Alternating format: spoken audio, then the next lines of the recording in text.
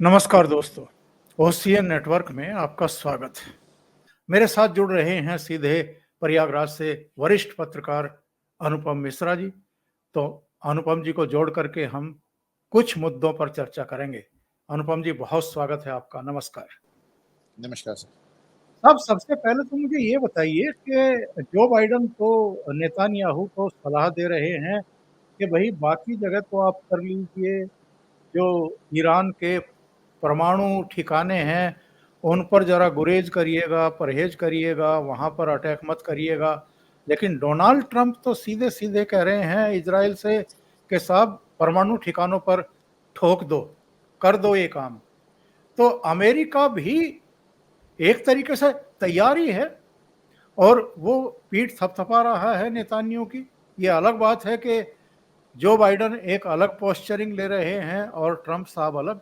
देखें, ये nuclear sites को लेकर जरूर उनकी अपनी एक अलग पोस्चरिंग है, पर एक बात जान लें कि अभी जैसे अमेरिका में चुनाव में राष्ट्रपति दोनों जो उम्मीदवार होते हैं उनकी आपस में बहस होती है। तो आपने देखा ट्रंप की और कमला हैरिस की बहस हुई थी, उसके बाद अभी दोनों वाइस प्रेसिडेंट के जो उम्मीदवार है दोनों की बहस हुई थी। एक चीज जो उभर के आई कि चाहे डेमोक्रेटिक पार्टी हो चाहे रिपब्लिकन, इसराइल के मुद्दे पे दोनों उनका समर्थन करते हैं।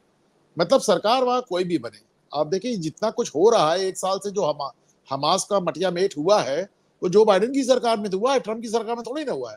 जो इसराइल पे, जो ईरान पे हमला हुआ है, जो वहां पे आपने हानियों को मारा जाके, मतलब हमास के चीफ को ईरान की राजधानी में घुस के मारा जब वो स्टेट गेस्ट था, तो ये क्या ट्रंप की सरकार में हुआ? अरे जो बाइडेन की सरकार में हुआ। और आप देखें कि किस तरह अमेरिका ने अपने तमाम युद्धपोत मेडिटेरेनियन सी से लेके लाल सागर तक तमाम जगह भेज रखे हैं, और किस तरह अमेरिका भी हूती इसको कंट्रोल कर रहा है, मार रहा है, और किस तरह इसराइल की तरफ जो मिसाइल है, जो ड्रोन फेंके गए तो उसको अमेरिका ने भी मार के गिराया। तो ये सब दिखाता है कि साहब सरकार कोई भी हो, राष्ट्रपति कोई भी हो, इसराइल के मुद्दे में कोई समझौता नहीं है। जिसका अपना एक अलग कारण है, इसको मैं अपने चैनल गुप्ता मैंने बताया भी था कि किस तरह जब वो 1967 में 6 दिन वाला युद्ध हुआ था, और उस समय अमेरिका जो था उस समय वियतनाम में व्यस्त था। तो 1967 में जिस तरह ईरान ने एक साथ आधा दर्जन देशों को 6 दिन में हराया और उनकी प्रॉपर्टी, उनकी तमाम जमीनों में कब्जा भी कर लिया, तो अमेरिका की आंखें खुली। क्योंकि 1948 में जब ये अरब मुल्कों ने युद्ध किया था, अमेरिका इस पे हमला किया था इसराइल पे, तो उस समय तो अमेरिका ब्रिटेन खिलाफ थे, बल्कि उस युद्ध में तो इसराइल ने इंग्लैंड के युद्ध हवाई जहाज मार के गिराए थे। उस समय इनको रशिया का सपोर्ट मिल रहा था। तो अमेरिका को एकदम से समझ में आया कि साहब यार ये तो बड़ा बहादुर एक मुल्क नजर आया जो अकेले पूरे मिडिल ईस्ट को उसकी औकात में रखता है। उनको ये भी समझ में आया कि साहब अगर हमारा हाथ इस पे नहीं होगा तो रूसी हाथ हो जाएगा। तो इसराइल की बहुत ज्यादा वहां पे एक वैल्यू है। और जो लोग सोचते हैं कि उनकी सारी वैल्यू सिर्फ इसलिए है कि यहूदियों का कंट्रोल वॉल स्ट्रीट पे, वो गलत सोचते हैं। यहूदी रिच भी है, वॉल स्ट्रीट में उनका दखल भी है, पर असली बात यह है कि साहब मिडिल ईस्ट में इसराइल जैसा दोस्त पाना बड़ा मुश्किल बात है। और आप बाकी अमेरिका रूस को जाने दें, आप जब 99 में युद्ध लड़ रहे थे, हाँ, तो तमाम सैंक्शंस थे आपके ऊपर, उसके बाद भी इसराइल ने आपको उस समय हर तरह से मदद, उन्होंने तो आपको 1971 में मदद किया साहब, 1971 जी हाँ। मदद किया, उस समय जी हाँ। मदद किया, जबकि आपने इसराइल को मान्यता भी नहीं दी थी। आपने इसराइल को मान्यता भी, कांग्रेस सरकार, तब भी उन्होंने मदद किया। तो इसलिए अमेरिका, अब डोनाल्ड ट्रंप ने कहा कि घुस के मारो। अगर ये मारेंगे भी तो आपको क्या लगता है जो बाइडेन नाराज होंगे? नाराज नहीं होंगे, उनको झक मार के इसको हाँ करना पड़ेगा। अच्छा देखिए, इसराइल की मजबूरी आप समझे, बहुत ध्यान से सुने। इसके पहले इन्होंने ड्रोन्स का अटैक किया, 400-500 ड्रोन्स फेंक दिए, बड़े थके पैसेंजर टाइप ड्रोन थे, धीरे धीरे पैसेंजर की रफ्तार से जा रहे थे। कुछ सऊदी अरब ने मार दिए, कुछ जॉर्डन ने मार दिए, कुछ इजिप्ट ने मार दिए, कुछ अमेरिकन ने मार दिए, बाकी को आयरन डोम ने मार दिया इसराइल पे। इस बार साहब क्या, उन्होंने ड्रोन नहीं फेंके, इन्होंने 200 मिसाइलें फेंकी। अंतर होता है ड्रोन और मिसाइल में। अब ड्रोन बैलिस्टिक ऐसे, बैलिस्टिक हाँ, मिसाइल। बैलिस्टिक मिसाइलें आपने फेंकी जो ऊपर एटमॉस्फेयर में जाती हैं और वहां से आती। दूसरी बात, ड्रोन जो है बड़े लंबे स्तर पे फेंक देते, उनको आयरन डोम ने मार दिया। यहाँ जो मिसाइलें, जो बैलिस्टिक मिसाइलें आपने फेंकी, वो एक क्षेत्र में फेंकी, तो उनको आयरन डोम भी टैकल नहीं कर पाया, और 5 से 10% मिसाइलें इसराइल में गिर गई। अब आप इसको सोच कर देखें ओंकार जी, कि अगर उनमें से एक भी मिसाइल पर एटम एटम बम होता तो साहब बिद्दी बराबर देश तो खत्म हो गया होता ना, उसको तो सेकंड स्ट्राइक का मौका भी नहीं मिलता। तो इजराइल की आप समझ ले, उनकी जो पूरी, जिसे कहना चाहिए, उनका अस्तित्व सिर्फ एक बात पर है, सिर्फ एक बात पर, कि ईरान एटम बम बना ही ना पाए। क्योंकि साहब उन्होंने मानी अगर 10 एटम बम फेंके, उनमें से एक भी इजराइल में गिर गया तो फिर तो गया, इसराइल तो गया साहब। या इजरायली एयर स्पेस में मानिए आपने उसको मार दिया, तो फिर उस वो जो एटॉमिक विनाश होगा उससे तो इसराइल प्रभावित होगा ही होगा। तो साहब वो शुरुआत से आप देखिए 2010 से लेकर 2020 तक इन्होंने 5 जो टॉप इजरायली साइंटिस्ट थे, जो उनका वो न्यूक्लियर साइंटिस्ट थे, सॉरी ईरानी साइंटिस्ट थे, जो न्यूक्लियर साइंटिस्ट थे ईरान के, 5 बड़े साइंटिस्ट को असैसिनेट कर दिया, उनका मर्डर कर दिया ईरान में घुस के। बल्कि जो इनके जो मोहसिन फकरी जादे थे, जो इसके इनके न्यूक्लियर प्रोग्राम के हेड थे, उनका असैसिनेशन तो गजब किया साहब उन्होंने। उन्होंने तो वो जिस मोड़ पे जहां पे उनकी गाड़ी आती थी वहां पे पहले से गन प्लांट कर दी, वहां एक भी आदमी नहीं था, उसको दूर से ऑपरेट करके आर्टिफिशियल इंटेलिजेंस से चला के उनको उड़ा दिया। तो और उसके बाद इनका एक अभी मैं देखा था कि जो ये फेरिदून अब्बासी हैं, उनके ऊपर भी अटेम्प्ट किया था, आखिरी जो उनके पास बचे हैं वो बच गए किसी तरह। तो इसराइल ने एक बात बन रहा है साहब, ईरान को एटम बम नहीं बनाने देना। जिस मुल्क के पास इतना पैसा है वो कायदे से रहने की जगह उसने जिंदगी में सिर्फ एक ही चीज बनाई है साहब, हमको हर हालत में इसराइल को खत्म करना है। और कोई 1979 में जब से इस्लामिक क्रांति हुई है ईरान में, तब से आज तक खुमैनी और बाद में खामनेई और उनके राष्ट्रपति और उनकी सेना और इजरायली गार्ड, इन्होंने दूसरी बात नहीं की सिवाय इसके कि इसराइल को खत्म करना है। अब इसी के लिए इनके ऊपर तमाम सैंक्शंस भी रहते हैं। तो साहब आप यू कैन नॉट अफोर्ड, आप इस बात को अफोर्ड नहीं कर सकते कि ईरान एटम बम बना ले। और आज देखिए कल 7 अक्टूबर है, और मतलब एक साल पूरी बरसी हो गई साहब उसकी। तो आप नेतन्याहू का आज बयान भी आया है, उन्होंने कहा कि साहब इसराइल ईरान पे तो हमला हम करेंगे और डेफिनेटली करेंगे, कोई हमको नहीं रोक सकता। आप देखें, और वो बता के कर रहे हैं, लोग छुपे नहीं कर रहे हैं, वो बता के कर रहे हैं कि हम करेंगे, और वो करेंगे, 100% करेंगे वो। तो बात समझें, उनके सर्वाइवल का सवाल है उनका। अगर ईरान अभी जितने डिफेंस जर्नल्स हैं इंटरनेशनल, वो सब ये बताते हैं कि ईरान को अभी कम से कम 1 साल से ज्यादा समय लगेगा कि वो एटम बम बना ले, बनाने में लगा हुआ है।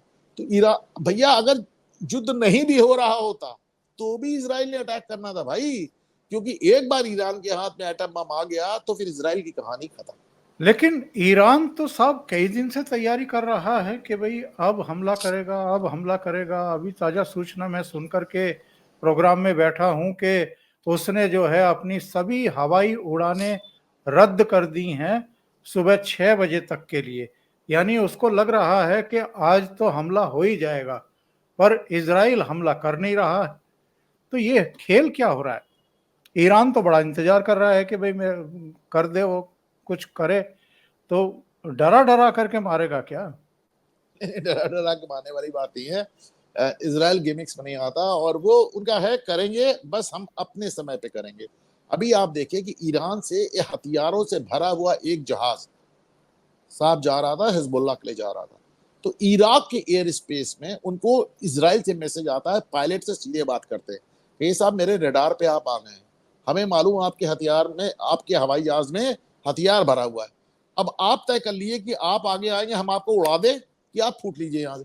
तो उन्होंने तुरंत हवा में ही एकदम यूटर्न लिया और वापस ईरान निकल गए। उनकी नजर सब चीज पे है। और आप इसको मान के, जब आज प्रधानमंत्री खुल के कह रहा है, आप इसको समझे कि हमला करेंगे, जरूर करेंगे, और वो भी 7 अक्टूबर की बरसी भी कह रहा है, तो साहब हमला तो हो रही है। अब ये बात कब होगा? अब वो इसराइल का हालत ये, ईरान की हालत ये है कि जो खामनेई है, जैसे ही उन्होंने देखा कि कोई दिक्कत है वो तो भूमिगत हो गए। वो कल एक जुमे की नमाज के लिए निकले, उन्होंने नमाज पढ़ाई, फिर भूमिगत हो गए। और नमाज भी वो राइफल लेके पढ़ा, मतलब जो तकरीर कर रहे थे राइफल लेके कर रहे थे, और उसके बाद वो फिर गायब हो गए। सबकी हालत तो खराब है, सबकी हालत पतली है। लेकिन दिक्कत है कि करें क्या साहब, क्योंकि हमारी पूरी सत्ता, हमारी पूरी रजीम, अब क्या है कि ईरान में भी बहुत ढेर सारा विरोध हो रहा है। जिन छात्र छात्राओं ने, तेहरान यूनिवर्सिटी के जिन छात्र छात्राओं ने जो एक रिवोल्यूशन किया था, इस्लामिक रिवोल्यूशन किया था, और खुमैनी उस जमाने में फ्रांस से आए तो उनका स्वागत किया था, तो खुमैनी ने तो साहब ईरान की धरती पे कदम रखते हुए जितने वामपंथी छात्र थे सबको गोली मरवा दी। आज जब मैं ढाका का ये आंदोलन देखता हूँ तो मुझे वही तेहरान यूनिवर्सिटी का आंदोलन याद आ जाता है। हाँ, तो आपने भी यहाँ पे ढाका में आपने जमात इस्लामी को सत्ता सौंप दी, ये छोड़ेंगे नहीं आपको, सबको सबको खत्म कर देंगे। तो वही उन्होंने खुमैनी नहीं किया। तो वहां पे अंदर से काफी रिवोल्ट हो रहा। अभी आपने देखे 500 औरतें सिर्फ बुर्का पहनने के नाम पे मर गई, सिर्फ हिजाब पहनने के नाम पे मर गई। औरतें रिवोल्ट कर रही हैं, आदमी रिवोल्ट कर रहे हैं। अभी बीच में साहब वहां पे एक आंदोलन चला था एक, जिसमें, और उन्होंने अपनी वीडियो बना के पोस्ट करते थे, उसमें अगर कोई एक मौलाना जा रहा है, ईरानी मौलाना जा रहा है, तो पीछे से एक लड़का जाता था और उसकी पगड़ी हाथ मार के गिरा देता था और भाग जाता था। और इस जी तरह हाँ। के कई वीडियो सामने आए थे और कई लोग जेल भी गए। तो वहां तो साहब क्रेन से लटका के आप फांसी दे रहे हैं, तो वहां बड़ी घुटन है। तो वहां पे लोगों को साथ रखने के लिए बार बार इसराइल का डर दिखाया जाता है। जिस तरह पाकिस्तान हिंदुस्तान का डर दिखाता है, उसी तरह ईरान जो है इसराइल का डर दिखाता है। तो वो डर दिखा भी रहे हैं और वो डरे हुए भी हैं। लेकिन आ, हमला तो होना ही है। अब आप कोई आपका देश है, कोई ऐसा तो है नहीं कि आप उठ के कहीं और भाग जाएंगे। रहना आपको वहीं है, हमला आपको होना ही होना है। और नेतन्याहू एकदम ललकार के कह रहे हैं, ट्रम्प ललकार के कह रहा है मारो जो होगा देखा जाएगा। तो हमला तो होना ही, वो पहले भी कर चुके हैं और इस बार भी करेंगे वो कार्य। जो सूचनाएं हैं वो ये हैं कि राष्ट्रपति भवन पर भी हमला हो सकता है, परमाणु ठिकानों पर भी हो सकता है, ईंधन के जो भंडार हैं, तेल भंडार हैं, उन पर भी हो सकता है, हवाई अड्डों को और सैन्य ठिकानों को भी टारगेट किया जा सकता है। इसका मतलब ये है कि इजराइल बहुत बड़ी तैयारी कर रहा है और कई दिन शायद उसने एक तो 7 अक्टूबर के इंतजार में लगा दिए और कुछ तैयारियों और जो सूचनाएं उसको कलेक्ट करनी थी वहां के बारे में उन पर लगा दिए हैं। ऐसी स्थिति में क्या सीन बनते हुए देख रहे हैं साहब ईरान के भीतर, और ईरान पर जब इतना बड़ा हमला होगा, सबक सिखाने वाली स्थितियां होंगी, तो उसके बाद तो जो पूरी खाड़ी के देशों में हलचल मचने वाली है, हड़कंप मचने वाला है, एक अलग लेवल का ही होगा। क्या रूप लेगा ये आगे के लिए? क्या अलग लेवल का होगा साहब। अभी आपने देखा जुमे में जब उन्होंने अपना खुतबा किया, जब अपना बयान दिया इन्होंने, खामनेई साहब ने, तो उन्होंने कहा सब मुसलमानों को एक हो जाना चाहिए ईरान के खिलाफ, इसराइल के खिलाफ। लेकिन उन्होंने किन मुल्कों का नाम लिया? उन्होंने कहा हमको एक हो जाना चाहिए, लेबनान को हो जाना चाहिए, सीरिया को हो जाना चाहिए, इराक को हो जाना चाहिए, यमन को हो जाना चाहिए। उन्होंने ना सऊदी अरब का नाम लिया, ना कतर का नाम लिया, ना बहरीन का नाम लिया, तो किसी का, किसी सुन्नी देश का नाम, ना पाकिस्तान का नाम लिया, ना इजिप्ट का नाम लिया, यहां तक कि उन्होंने तुर्की का नाम नहीं लिया। उन्होंने सिर्फ शिया देशों का नाम लिया। आप देखिए, उनका बयान उठा के देख लीजिए। इस पर मैंने बाकायदा अपने शो किया।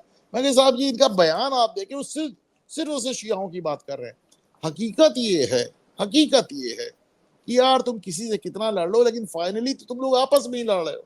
सबसे बड़ा जो युद्ध है पिछले 100 साल में, वो शिया सुन्नी युद्ध है भाई। आप लखनऊ में देख लें साहब, भाजपा सरकार जब तक आ गई तो साहब दोबारा वहां ताजिया उठने लगा। 30 साल, 30 साल सुन्नियों ने शियाओं का वहां ताजिया नहीं उठने दिया। तो साहब सबसे बड़ा युद्ध तो यही है। मैं अक्सर कहता हूं कि साहब जहां पे मुसलमानों के अलावा कोई है ही नहीं, सबसे ज्यादा युद्ध तो वहीं हो रहा है। जबकि तुम बिन नहीं कोई मौजूद, फिर ये हंगामा है खुदा क्या है, गालिब साहब कहते थे। तो मतलब उनका जो बयान है, और आप एक बात और देख ले, सऊदी अरब तो इसको लीड कर रहा है साहब। सऊदी अरब का आप बयान देखिए, उनको फिलिस्तीन से हमारा कोई लेना देना नहीं है, हमको अपना मुल्क देखना है।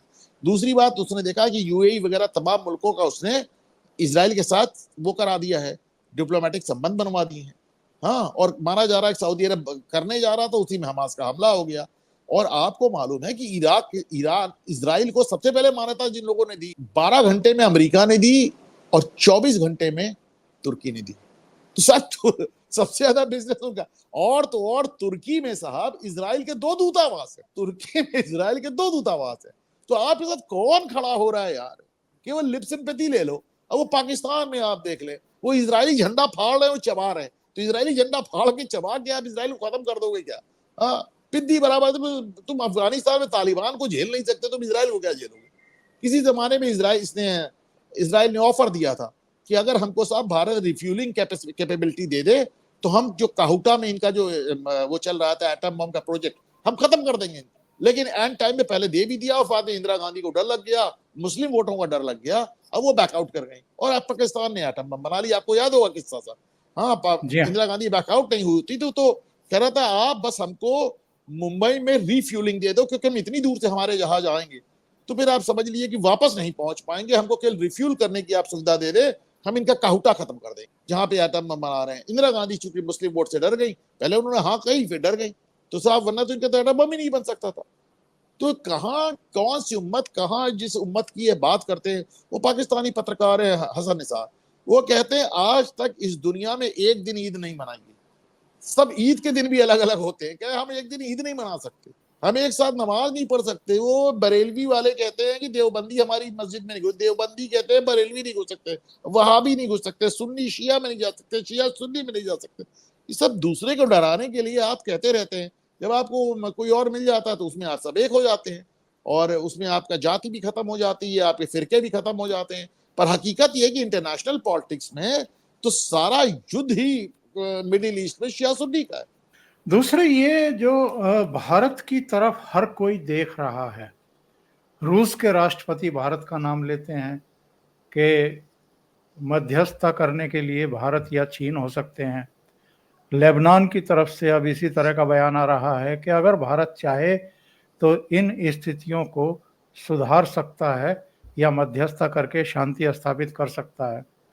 अभी जब हाल में एक समिट में प्रधानमंत्री नरेंद्र मोदी गए थे तो वहाँ फिलिस्तीन के राष्ट्रपति से भी उनकी मुलाकात होती है, यूक्रेन के राष्ट्रपति से भी मुलाकात होती है, और इजराइल के प्रधानमंत्री से तो वो फोन उठा करके बात करते हैं जब ये सारा कांड हुआ है। राष्ट्रपति जो बाइडेन से वो मिल करके ही आए हैं। तो केंद्र बन रहा है भारत, सबकी उम्मीदों का केंद्र बन रहा है। भारत सबकी उम्मीदों का केंद्र बन रहा है, और उसका कारण है कि भारत ने हमेशा एक मध्यम मार्ग लिया है। मध्यम मार्ग लेने का भी एक बहुत बड़ा कारण है कि हमारे देश में एक बहुत बड़ी आबादी ईसाइयों की और उससे कहीं बड़ी आबादी मुसलमानों की है। इसके चलते कई बार हमने संयुक्त राष्ट्र में इजराइल के खिलाफ वोट भी दिया है। तो और इसके चलते 1990 तक तो हमने इजराइल को मुल्क मानने से ही इनकार कर दिया। तो साहब बहुत कुछ हुआ है, और मैं इसको बहुत अच्छा नहीं मानता। मैं मानता हूँ कि साहब जियो पॉलिटिक्स है, सबने अपने अपने पाले पकड़ रखे हैं, आपको भी खुल के आना चाहिए। दूसरी बात, हमारे जो प्रधानमंत्री मोदी हैं वो लगातार कहते हैं युद्ध नहीं बुद्ध की बात करते हैं, गांधी की बात करते हैं। दूसरी बात, वो बड़े ट्रैवल करते हैं, तमाम लोगों से मिलते हैं। ऐसा शायद ही कोई राष्ट्रपति होगा जिससे मोदी ने मुलाकात ना की हो। मोदी लोगों को कन्विंस भी करते हैं, यहाँ तक शी जिनपिंग को छोड़ के बाकी सबको तो उन्होंने कन्विंस करी हुई है, शी जिनपिंग के साथ नहीं हुई।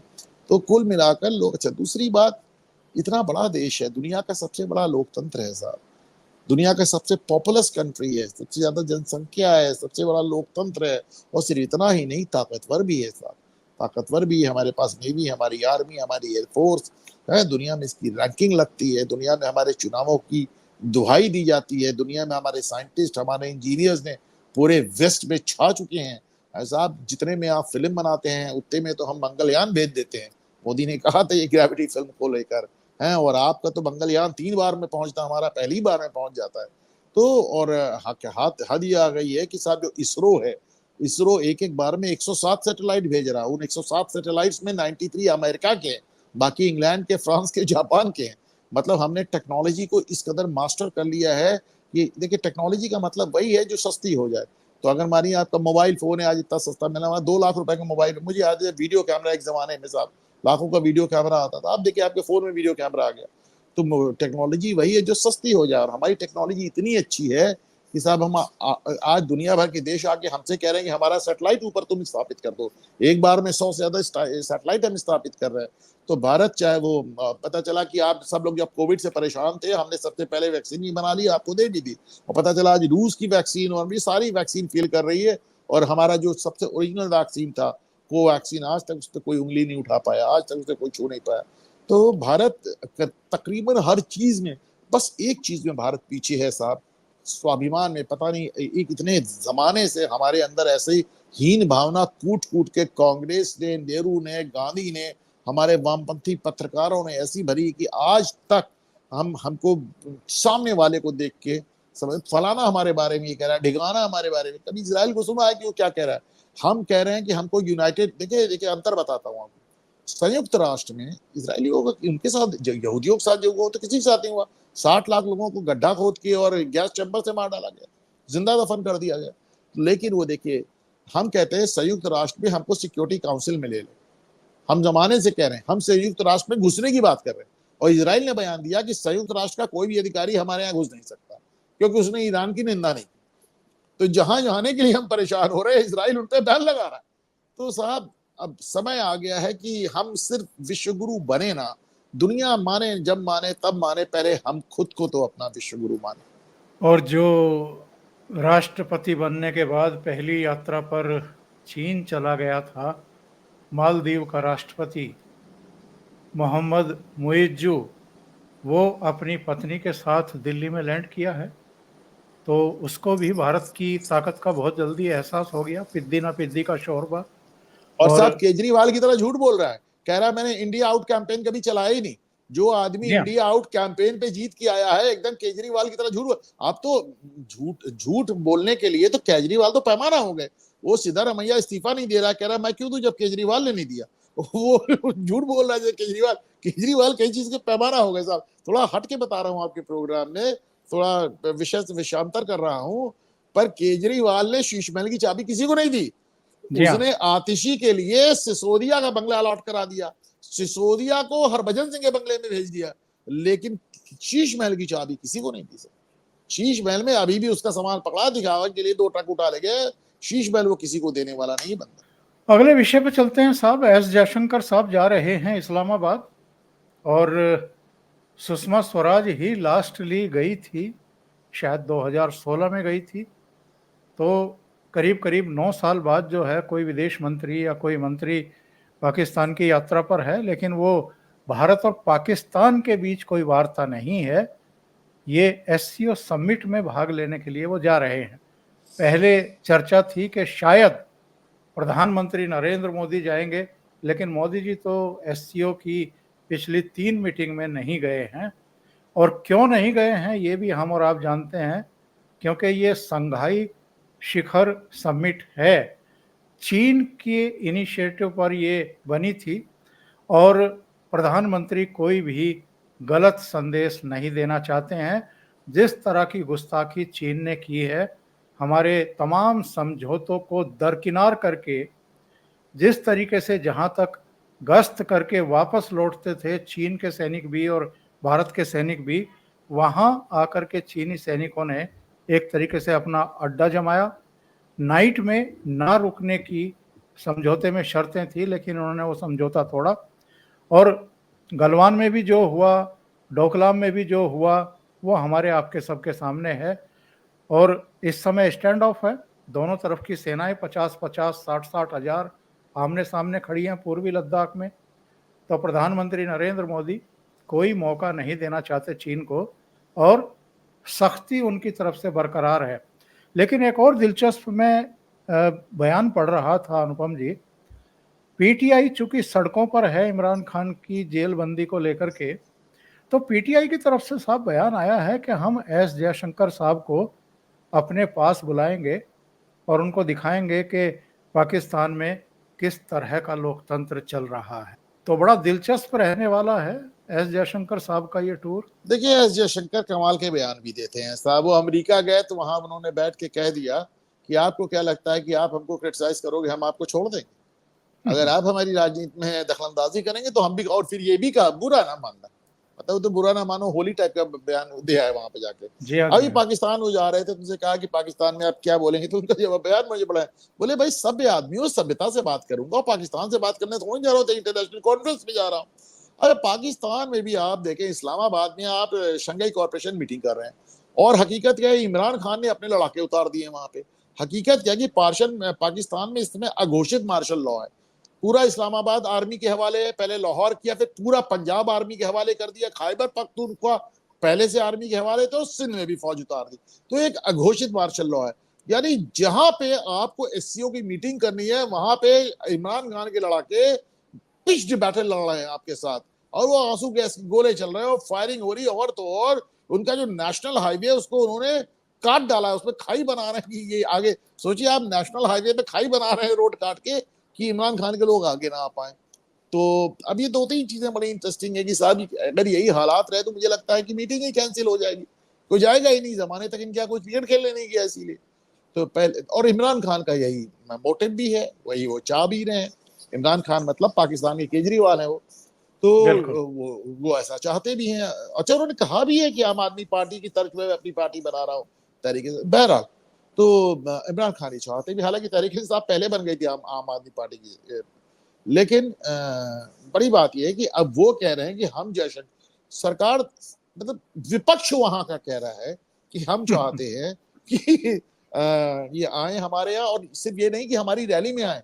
उन्होंने एक और बात की इमरान खान ने कि हम चाहते हैं एस जयशंकर हमारे लोगों को संबोधित करें, हमारी जी रैली जी। में भाषण दें। और अब आप ये सोचिए मेरी बात सुने सर, मैं बहुत इस बात पे आपकी भी राय चाहूंगा।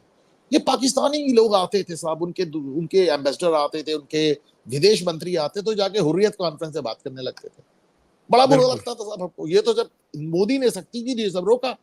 अब फर्ज कीजिए कि इस समय जयशंकर जाके पीटीआई की रैली को संबोधित कर दे। तुम यार 70 साल से यहाँ के हुर्रियत कॉन्फ्रेंस से बात कर रहे थे, अगर वो जाके वहां पे संबोधित कर दे तो क्या तमाशा होगा, सोच के देखिए आप। अरे साहब, सलाउद्दीन शोएब चौधरी, बांग्लादेशी पत्रकार, उनका मैं एक ट्वीट देख रहा था, 2 दिन पहले की बात है, वो देखिएगा जरा, मिल जाएगा आपको। उन्होंने कहा है कि फरवरी 2027 में इस दुनिया में पाकिस्तान नाम का शब्द, पाकिस्तान नाम का मुल्क आपको ढूंढे नहीं मिलेगा। साहब ये उसका तो कहना कहिए है कि साहब, इमरान खान चला नहीं गया होता तो 2024 में खत्म हो जाता। मतलब उसने मैं बता रहा हूँ, जिस दिन इमरान खान को हटाया, मैंने तो ट्वीट किया, मैंने तो पोस्ट किया, मैं बहुत दुखी हूँ क्योंकि ये आदमी अकेले पाकिस्तान खत्म कर रहा था। वो वहां का केजरीवाल है, जैसे मैंने आपसे कहा। तो अगर वो नहीं चला गया होता तो उसने तो अकेले ही पाकिस्तान काम लगा दिया था। हाँ, तक काम कर दिया होता। बहुत बहुत धन्यवाद अनुपम जी, और आप सबसे ये अनुरोध कि अनुपम जी का चैनल है घूमता आईना, उस पर जरूर जाएं, उसको सब्सक्राइब करें। बहुत अच्छे विषयों पर डिस्कशन करते हैं। बहुत बहुत और धन्यवाद और जुड़ने और के लिए। और मैं ओंकार चौधरी साहब को हंसा भी सकता हूँ, जो कोई नहीं कर पाता। सही है, सही है। बहुत बहुत धन्यवाद आपका जुड़ने के थैंक यू लिए। Sir, thank you sir, thank thank you you sir, so much. नमस्कार।